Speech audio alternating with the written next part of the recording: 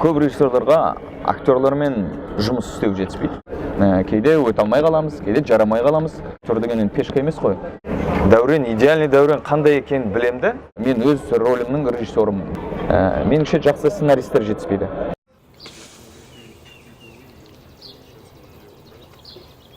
Может это, пока мы зря стоим, анекдот рассказать в тему.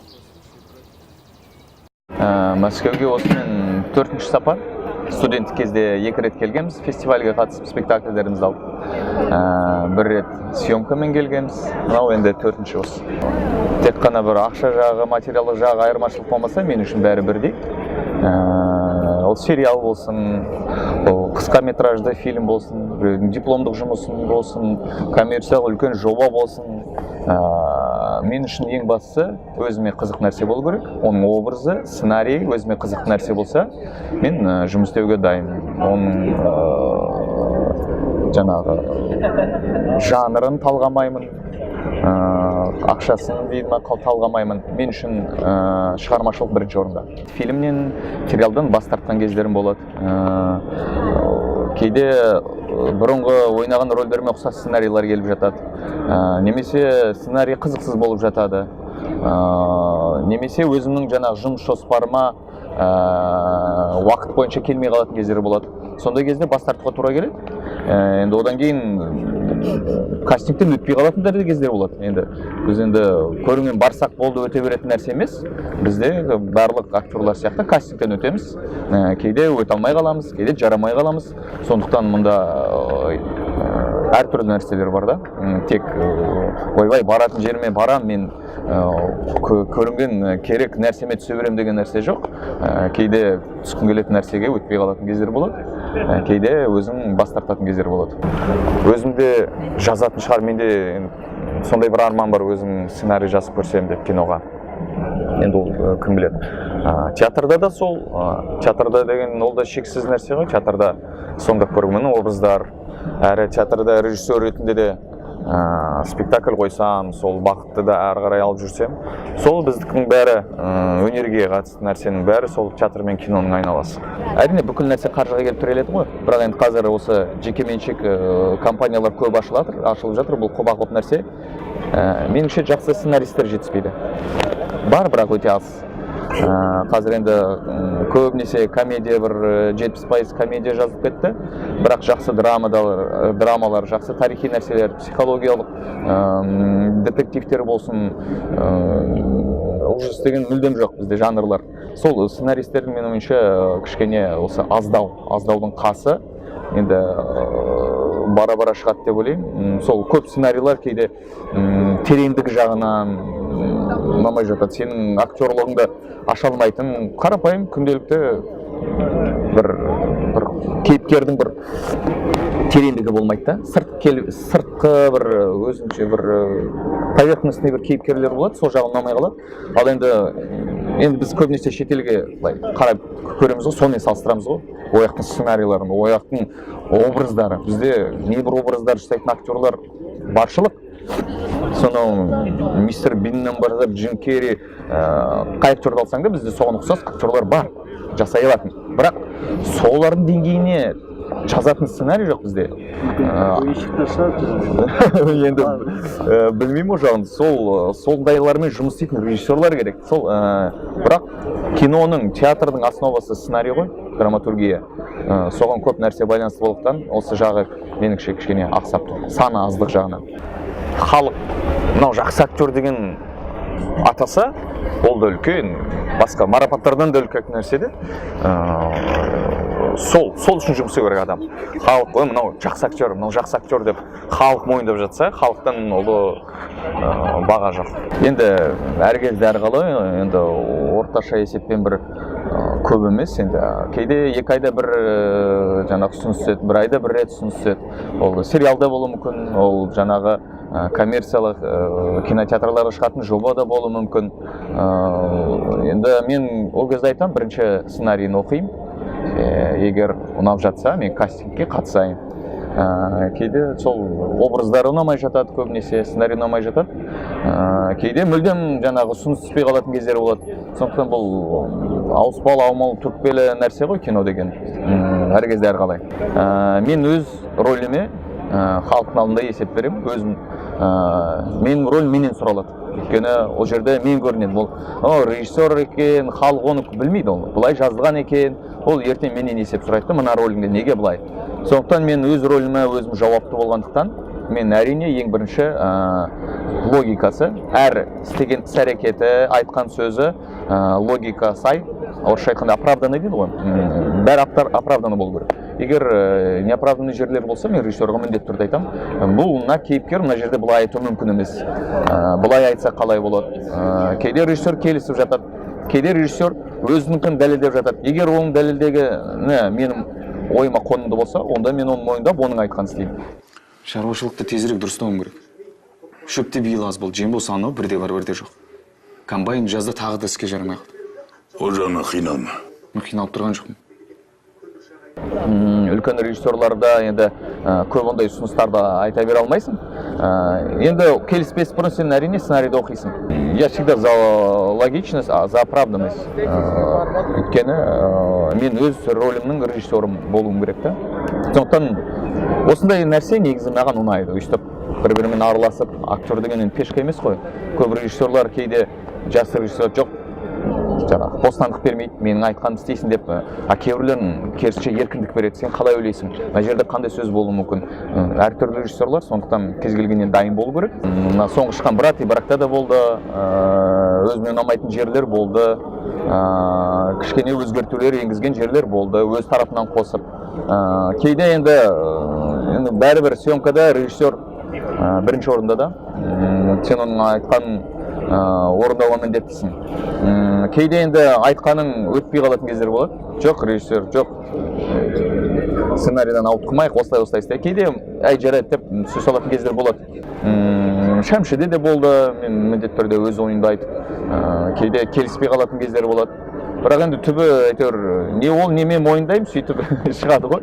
Ол енді заңдылық болды. Мен Дәурен, идеальный Дәурен қандай екенін білемді, қандай болса идеальный болады деген биігім бар да, бірақ оған жетуім, жетпеуім екі талай. Сондықтан менде арылғым келетін қасиеттері өте көп. Білмеймін, одан арыла аламын ба, арыла алмаймын ба, ондай қасиеттер баршылық әрине. Көп режиссерларға актерлармен жұмыс істеу жетіспейді. Съемкаға дейінгі? Съемкаға дейінгі бар, съемка кезіндегі де бар. Өйткені экраннан шығар кезде, егер актердің ойыны қанағаттанарлық емес болса, шынайы емес болса, оған тек актер ғана кінәлі емес, оған режиссер да кінәлі. Ол 50-50. Өйткені камерадан көріп отыр режиссер, актерді ашатын режиссер, оны дұрыс жолға салатын режиссер. Сондықтан бұл екі жақты нәрседе. Сондықтан режиссерлық актерлармен жұмыс істеу. Өзді кішкене актер бола білсе жақсы да, сол школадан өтсе. Мысалы, Ахан ағамыз, Сатаев ағамыз актерлармен өте жақсы жұмыс істейді. Кішкентай баладан бастап үлкенге дейін ол аша біледі. Өйткені өзі актер бола білгенде, режиссерларға үлкен плюс, өздері де сол школадан өтсе актерлық. Сонда олар түсінеді. Қалай актерлармен жұмыс істеу керек, қалай оны ашу керек, қай жақ қырына тию керек. Сондықтан режиссерларға сол үлкен плюс болар еді, егер актерлармен жұмыс істеу барысында. Кейбір режиссерлар тек дайын актерларды алады, мақсатын түсіндіреді, сен бітесің. Арғы енді амал жоқ, әрине өзің зерттеп, өзің өнесің. Кейбірлер тура сені отырғызып қойып, бүкіл шүгесіне дейін психологиясын шағып беріп тұрып жұмыс істейтін режиссерлар болады. Сондықтан режиссерлар әртүрлі. Енді мен мынауын режиссермен қиналамын, режиссермен қиналмайын деп айта алмаймын. Енді кез келген режиссермен жұмыс істеуге дайынмын. Бірақ енді мысалы кинодан жаңадан түсіп жатқан актерлар бар. Кішкене көбінесе кейбіреулер театрдан келеді бірден киноға. Кішкене былай зажатый дейді ғой, сондай болып қалады. Сондай кезде режиссердің көмегі өте керек. Шетелде әр образбен даже психологтар жұмыс істейді. Әр образды, оның қылық әрекетін, жаңа команда сол образбен жұмыс істейді да, оны дамытады съемкаға дейін. Іс-әрекетін, походкасын, киімін, психологиясын сөйтіп жұмыс істейді да. Сондықтан ол тура тарихқа енетіндей образдар жасайды. Біздер енді сол жағы актердің өзіне тапсырып қояды да, бет деп сол жағы ақсап жатыр.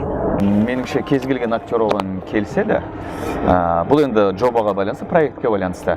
жаңағы егер сценарий қызықты, қаражаты жақсы болса, оған кез келген мысалы Қара шаңырақ деген сериалды 5-6 ай түсірдік. Мен Астанадан Алматыға кетіп, сол жалдаған жер үйде, Қара шаңырақта, сол ешкім тұрмайтын үйді жалдады, сол үйде бір бөлмесінде тұрдым 5 ай бойы. Айына 1-2 рет қана спектакльге барып келдім. Сол айда тұрдым. Оған актерлар дайын. Тек сондай оған ұтымды жоба болса, мен де дайын. Басқа қала болсын, ауыл болсын, біз мамандығымыз сол. Кез келген жерге, қанша күнге болса да актерлар дайын. Енді актерға сол қойылатын талап бәріне бірдей ғой енді. Актер деген өте зейіні мықты адам да, зейіні. Барлық актерға бірдей мынау жетіспейді деп айту қиын. Бұл жаңағы айтқан нәрсе режиссер мен актердің арасындағы неге байланысты да, актерді ашу режиссерға байланысты. Зерттеу керек, әр актер өзінің ойынын зерттеу керек. 2 жыл ойнамаш, ұмытып кетесің, камерадан қорқақтай бастайсың. Сондықтан міндетті түрде түсіп тұру керек.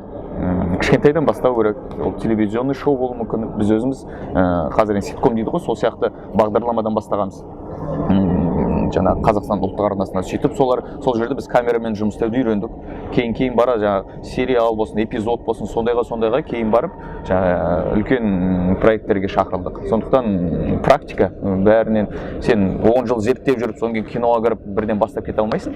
Өйткені оның өзінің заңдылықтары бар, камераны сезу бар, звукты сезу, сондықтан практика. Кішкентай нәрседен бастау керек, бұйырған нәрседен. Қазір шүкір сериалдар көп қой, бізде сериалдар түсіріліп жатыр. Көбісі енді кейде түскісі келмей үлкен нәрсені күтеді, бірақ ол үлкен нәрсені күткенше 20 жыл өтіп кетуі мүмкін. Сондықтан бір нәрседен басқа керек. Ең басты орында тұрмау керек та. Ол төмен қарай құлауы мүмкін, жоғары шығуы мүмкін. Ол төмен жаққа бармаса, жоғары жақтың не екенін білмейді, жоғары жаққа барса, төменнің не екенін білмейді. Ең басты орында тұрмауды. Іздену керек, кастингтерге бару керек. Енді бұнда да жан-жақтылық қарау керек та. Жаңа практика деген сол, театрда көп ойнап жүріп киноға түспасаң, сен міндетті түрде ол сен киноның қыр-сырын білмегеннен кейін театрда сияқты ойнауы мүмкін. Ол енді оны күшен түсіретін режиссер да, сонымен жұмыс істейтін. Екінші штамп деген нәрсе, театрда әртүрлі рөлдер ойнайды актер. Сол өз-өзін зерттеуден басталады ғой. Мысалы, мен бір кинода ойнап жүріп, бір рөлді сомдаған кезде, басқа бір киноға түскен кезде, бір жаңағы оценка бір нәрсеген кезде, жаңағы алдындағы кейіпкердің нәрсесі түсете қалады да еске. Мына кейіпкердің несі ғой деймін да, алып тастауға тырысам. Өзіме ыңғайсыз бұрын жасамаған нәрсені жасайын деп тұрам да, жасауға тырысам. Өйткені сол штамп деген сондан. Екіншіден, бізде енді киноларға шақырған кезде, мысалы, сценарийді оқиды, мына жерге бір батыр керек екен, ол батырға бізде тек мынау түседі деп, сол рөлдерге сондай адамдар шақырады да. Мына жерде бір жаңағы қорқақ, сондай ботаник керек екен, оған Дәурен шақырайық деген сияқты қалыптасқан пікірлер бар да, стереотиптер. Сол енді амал жоқ, ана актер сол бір рөлді, бір сондай рөлді ойнай бергеннен кейін міндетті түрде ол штамп қалыптасады. Өйткені ол жылына 5 киноға түсіп жүрген жоқ қой, әр жерде әртүрлі. Актер осы киноны абыроймен алып шықсам болды дейді да, жаңағы өзінің берілген образын сомдап, содан штамп қалыптасуы мүмкін. Мен мысалы ұқсас кейіпкерлер болса, бұрынғы кейіпкерлерім ұқсас болса, мен бірден бас тартамын. Сұрағым, мазмұны қандай, кейіпкерім қандай. Ол енді осындай, сондай бір не, ондай мен ойнағанмын, ондай рөл маған қазірше қызық емес деймін де, бас тартып отырсам, бұрын ойнамаған, кездеспеген рөлдердегі сондайларды іздеймін. Енді ол образ бара-бара істеледі ғой, жаңағы читкадан бастап, спектакльден кейін ол 1 ай болуы мүмкін, спектакльге дейін, премьераға дейін 2 ай болуы мүмкін. Осы уақыт аралығында сен күніне репетициядан оны қосып отырасың. Сөйтіп 1-2 айдың ішінде шығарасың. Ол кейіпкерге де байланысты, басты кейіпкер ме, тарихи кейіпкер ме, бүгінгі кейіпкер ме, ол тез шығатын спектакль болса, тез жасауға тырысасың. Сондықтан оның уақыты әрқалай. Кинода да әрқалай сен бекіткенге байланысты ойда жүреді ғой, ойдың образының бәрін көбінесе ойда жасайсың. Содан кейін киноға басталған кезде, кинода енді бір жаманы репетиция жоқ та, читка жоқ. Саған келістің, ол бір аптадан кейін түсуі мүмкін да. Тарихи Шәмші сияқты тарихи кейіпкер болса, ол тіпті қиын. Ол ең қиналған сол Шәмші ағаның рөлі болатын. Өйткені ол кісінің біз жастық шағын білмейміз қандай болған, суреттерден ғана білеміз. Тек ғана егде жасқа келгенде бір түскен несі бар енді.